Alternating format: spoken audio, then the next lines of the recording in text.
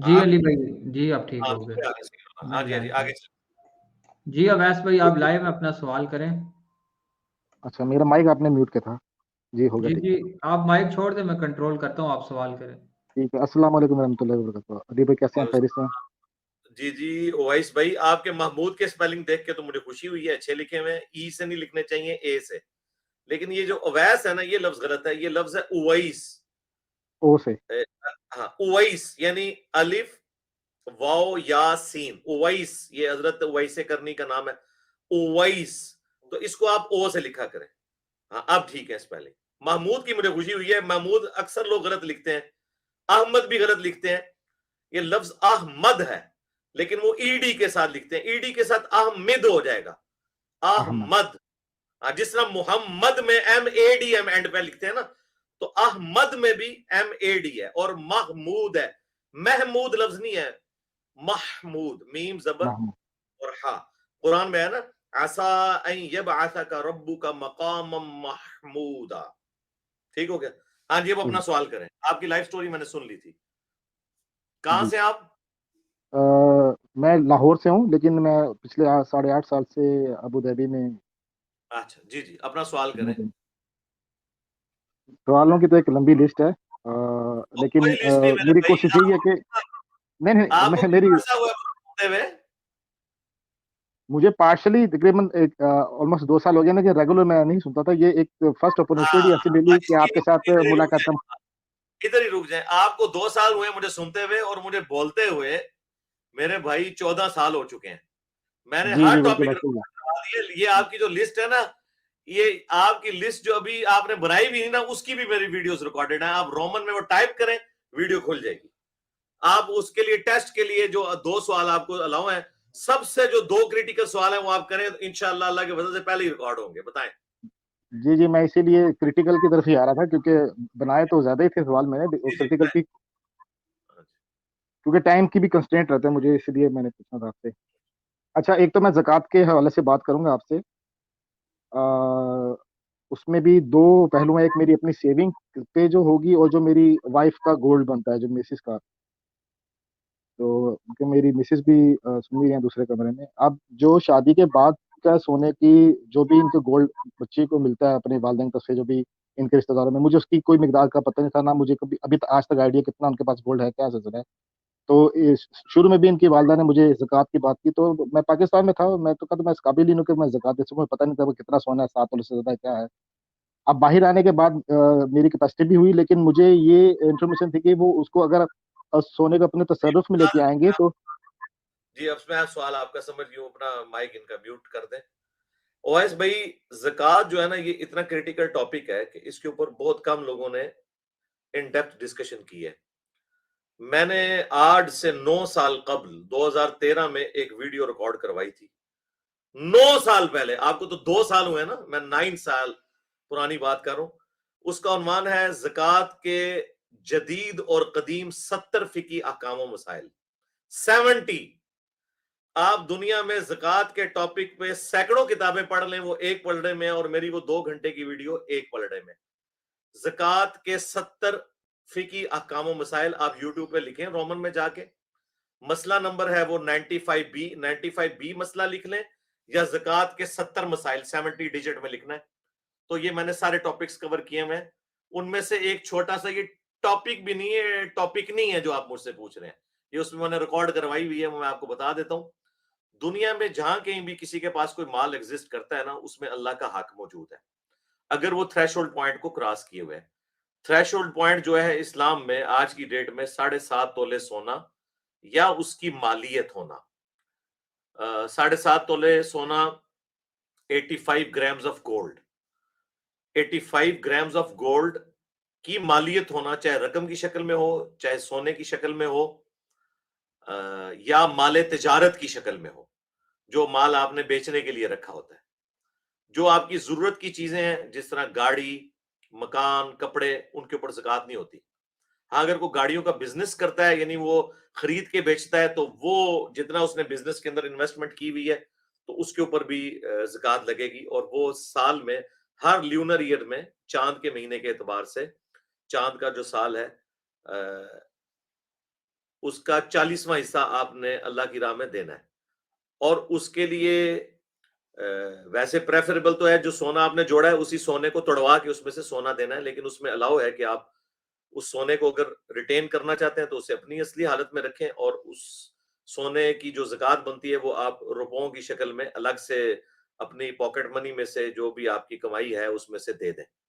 اکثر عورتیں بڑی بھولی بن کے پوچھ رہی ہوتی ہیں جی میرے پاس 10 تولے سونا ہے, میرا کمانے والا کوئی نہیں. ہاں, کمانے والا تیرا کوئی نہیں تو 10 تولے سونا تیرے پاس کیا کر رہا ہے؟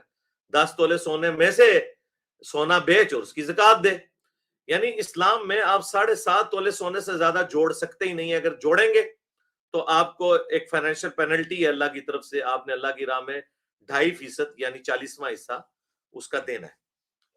اب رہ گیا آپ کی بیوی اور آپ. جب شادی ہو جاتی ہے نا میرے بھائی, پھر یہ تفریق نہیں ہوتی ہے کہ اتنے حصے کی مالک میری بیوی ہے اور اتنے حصے کا مالک میں ہوں. مالک آپ ڈیفائن کر لیں, آپ کے گھر کا مسئلہ ہے, آپ بتائیں. آپ کی بیوی اگر مالک ہے تو ٹھیک ہے, بیوی بھی مالک ہے تب بھی زکوٰۃ آپ کو نکالنی ہے یا اس سے نکلوانی ہے. آپ یہ نہیں کہہ سکتے ٹھیک ہے میری بیوی جائے جہنم میں, یہ تو مال اس کا تھا, اس نے زکوٰۃ دینی تھی. جو قرآن میں آیا کہ جو لوگ زکوٰۃ نہیں دیتے ان کے چہروں پر, ان کی پیٹھوں پر, ان کے ماتھوں پر گرم کر کے یہ سونا چاندی لگایا جائے گا. سورہ توبہ میں آیا ہے, اور بخاری مسلم میں آیا کہ یہ سانپ کی شکل میں مسلط کر دیے جائیں گے ایسے شخص کے اوپر جو زکوٰۃ نہیں دیتا. تو کون شخص یہ چاہے گا کہ اس کی بیوی جو ہے اس کے ساتھ آخرت میں یہ ہو رہا ہو؟ تو وہ بیوی کی زکوٰۃ بھی آپ نے دینی ہے, اپنی تنخواہ میں سے دیں, اپنی انکم میں سے دیں, یا پھر اس کا سونا توڑوا کے اس میں سے دیں, کیونکہ وہ کمبائنڈ تو آپ مالک ہیں نا دونوں مل کے. کیونکہ قرآن میں حکم ہے قو انفسکم واہلیکم نارا, اپنے آپ اور اپنے گھر والوں کو دوزخ کی آگ سے بچاؤ. تو بیوی بچے آپ کے انڈر ہیں, ان کے بارے میں آپ سے پوچھا جائے گا. رہ گئے آپ کے ماں باپ, بہن بھائی, وہ زکوٰۃ دیتے ہیں نہیں دیتے, انہوں نے جہنم میں جانا ہے, وہ جائیں, وہ آپ کی کوئی رسپانسبلٹی نہیں, ان کو صرف بتانا ہے.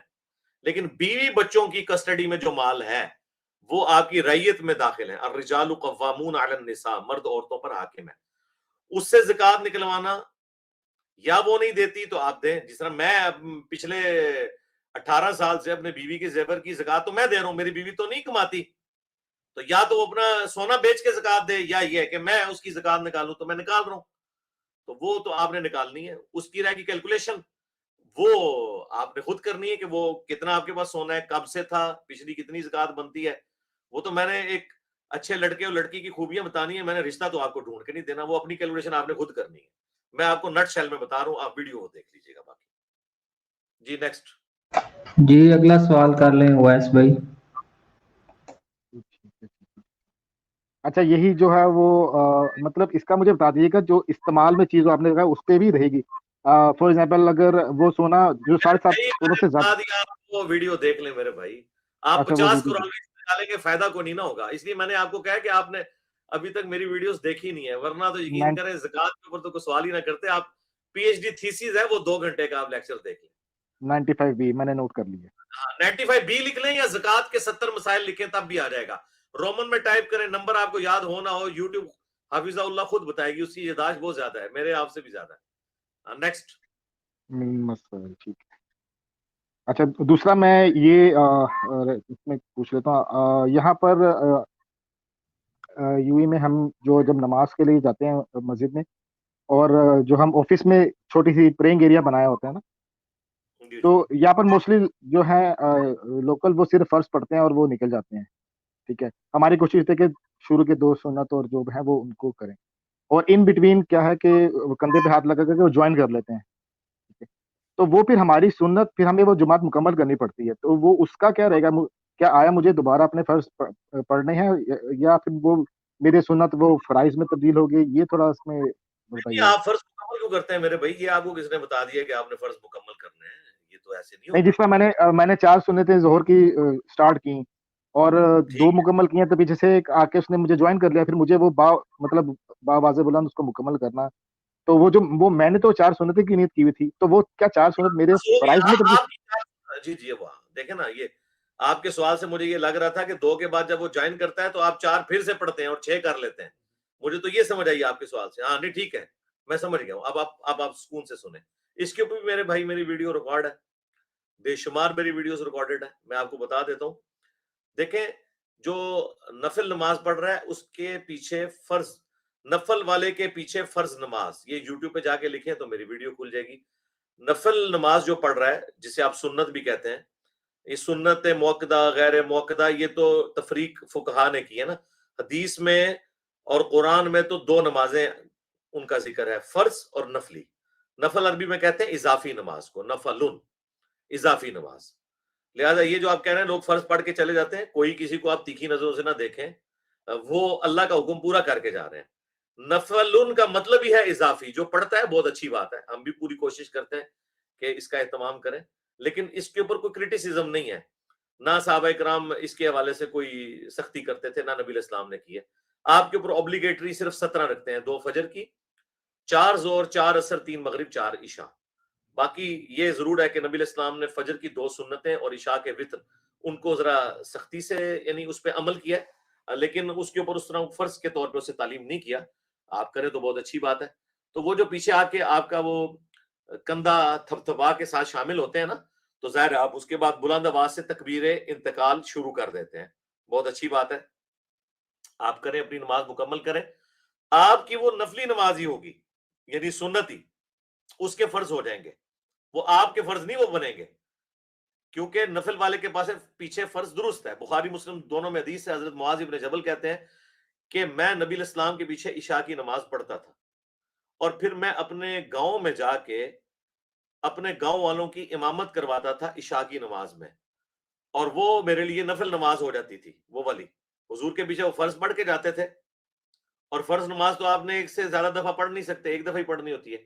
وہ پھر اپنی قوم کی امامت کرواتے تھے کیونکہ انہیں قرآن زیادہ آتا تھا، تو وہ پھر 4 نفل نیت کرتے تھے اپنے، اور پیچھے باقی لوگ ان کے پیچھے فرض نیت کرتے تھے. اس سے محدثین نے پھر ضرور نکالا ہے کہ جو نفل پڑھ رہا ہے اس کے پیچھے فرض نماز درست ہے، اور فرض والے کے پیچھے بھی نفلی نماز درست ہے. ترمذی میں حدیث ہے، ایک صحابی لیٹ مسجد میں آئے تو نبی علیہ السلام نے فرمایا کون ہے جو اپنے بھائی کے لیے صدقہ کرے؟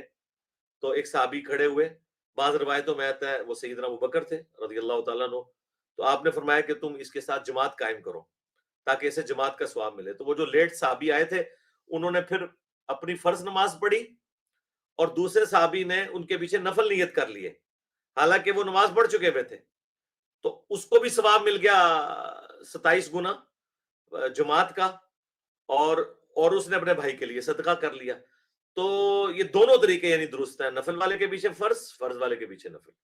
لہٰذا جو کچھ وہاں پہ ہو رہا ہے وہ بالکل درست ہو رہا ہے. وہ آپ کی سنت ہی رہے گی جو آپ نے نیت کی ہوئی ہے. نیت وہ ہوتی ہے جو آپ نماز کے سٹارٹ میں کر لیتے ہیں، بیچ میں جا کے کوئی نیت بدل نہیں سکتا کسی کی. میرے آپ کے پیچھے نیت کرنے، نماز پڑھنے سے آپ کی نیت تو نہیں بدل جائے گی نا.